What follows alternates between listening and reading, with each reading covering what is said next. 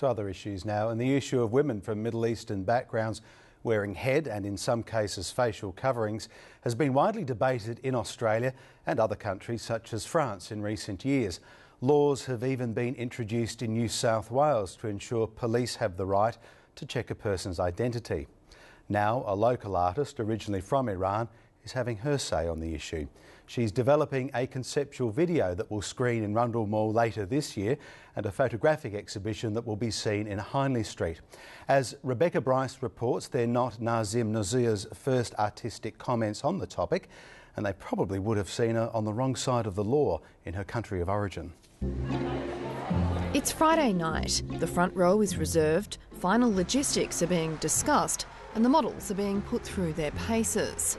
Yes, it's a fashion parade, but not as you may know it. The star of this conceptual art performance is the chador, a black voluminous cloak commonly worn by women in Iran. That's where the artist responsible, Nasim Nasr, is from. I came to Australia in 2009 and I've been living within a new context, a new culture, looking at women and trying to remember my past life in Iran and see how much things are different. For some, the show conjures up memories of a volatile country where challenges to authority are often brutally suppressed. Many women try to have freedom and fight with this culture. Many of them just stay in prison forever, and they've done something, to them. I can never forget it. It was, of course, close to my particular heart because I grew up in this culture and Iranian, and I understand the frustration of women in Iran.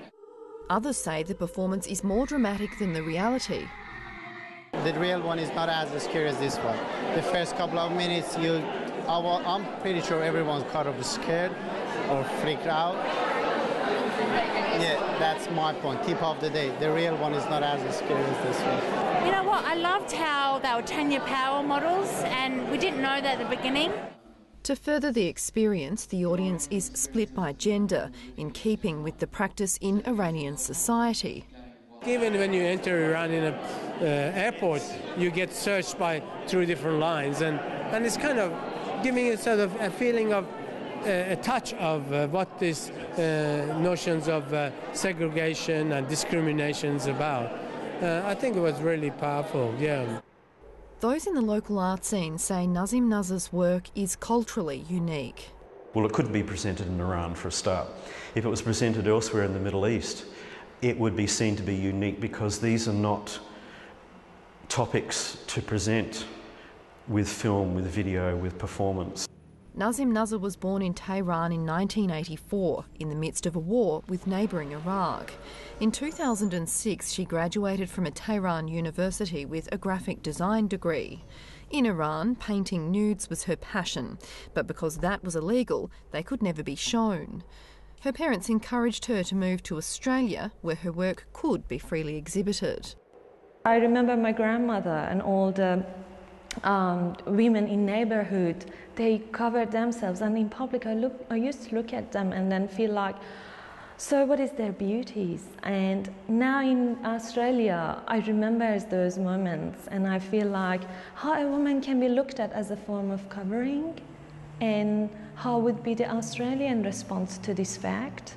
Nasim Nasr doesn't wear the chador herself, but the image of the long black cloak has infiltrated her work, which focuses on how identity is influenced by culture, language, clothing and appearance. The garment has also influenced Australia. Last week, the New South Wales government approved laws allowing police to remove head coverings to prove identity after a dispute over the identity of a Muslim woman who refused a police request to remove her burqa. Nasim Nasr wants her audience to make up its own mind. Because it's not the Iranian woman choice.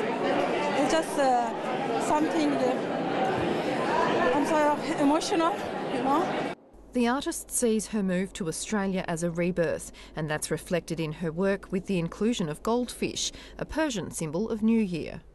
I use that goldfish in a plastic bag, which means with water, which means the seedless goldfish is limit. So to me, it's like I've got all my freedoms, but it's still I'm limit. It doesn't matter which culture I'm in, I've got my limitations. But it's not just the artist who's being reborn.